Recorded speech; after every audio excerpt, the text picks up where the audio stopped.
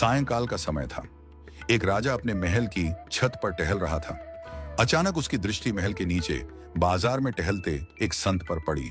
संत तो संत होते हैं, चाहे बाजार में हो या मंदिर में, अपनी ही धुन में खोए रहते हैं।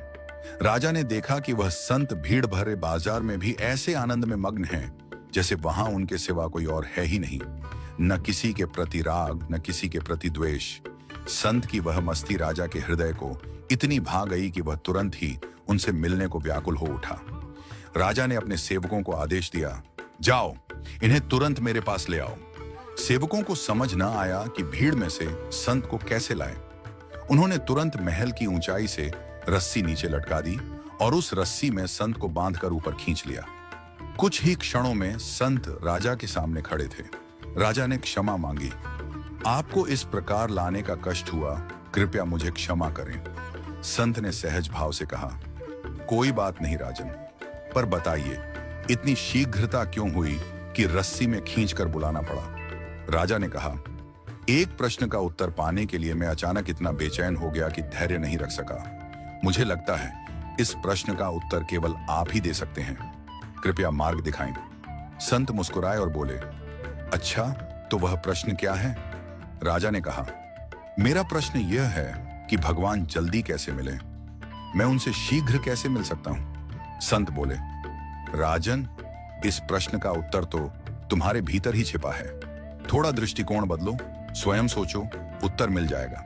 राजा ने कहा, यदि मुझे उत्तर पता होता तो मैं इतना व्याकुल क्यों होता? मैं आपसे ही मार्गदर्शन चाहता हूं। राजा की व्याकुलता देखकर संत कुछ देर मौन रहे, फिर बोले, सुनो राजन, यदि मेरे मन में तुमसे मिलने का विचार आता तो क्या होता? पहले मैं तुम्हारे दरबारियों को संदेश देता, वे संदेश लेकर तुम्हारे पास आते, फिर यदि तुम खाली होते तब शायद हमारी भेंट होती, और यह भी निश्चित नहीं था कि हम मिल ही पाते या नहीं।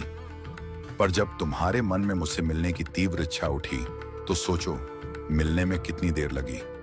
तुमने कोई विलंब नहीं किया, जो भी उपाय सूझा तुरंत कर डाला, और कुछ ही क्षणों में मैं तुम्हारे सामने उपस्थित हो गया। इसी प्रकार यदि भगवान को पाने की तुम्हारे मन में इतनी ही व्याकुलता हो जाए तो भगवान भी देर नहीं करेंगे, वे तुरंत तुम्हारे सामने उपस्थित हो जाएंगे। राजा ने पूछा, परंतु भगवान के मन में हमसे मिलने की इच्छा क्यों उत्पन्न होगी? संत ने उत्तर दिया, तुम्हारे मन में मुझसे मिलने की इच्छा क्यों उत्पन्न हुई? राजा बोला, क्योंकि मैंने आपको देखा, आपकी मस्तता, आपकी तल्लीनता देखकर मैं इतना प्रभावित हुआ कि मेरे मन में विचार आया, मुझे अभी इनसे मिलना है।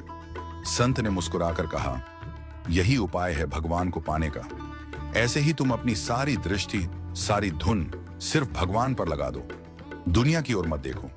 जब तुम इस अवस्था में पहुंचोगे कि भगवान के बिना रहना कठिन हो जाए, तब भगवान के मन में तुमसे मिलने की इच्छा स्वयं उत्पन्न होगी और वे स्वयं तुम्हारे पास आ जाएंगे। राजन, सच्ची लगन, निष्ठा और एकाग्रता के साथ जब कोई व्यक्ति किसी उद्देश्य में लग जाता है तो उसे प्राप्त करने में सफल हो ही जाता है, चाहे वह उद्देश्य सांसारिक हो या आध्यात्मिक।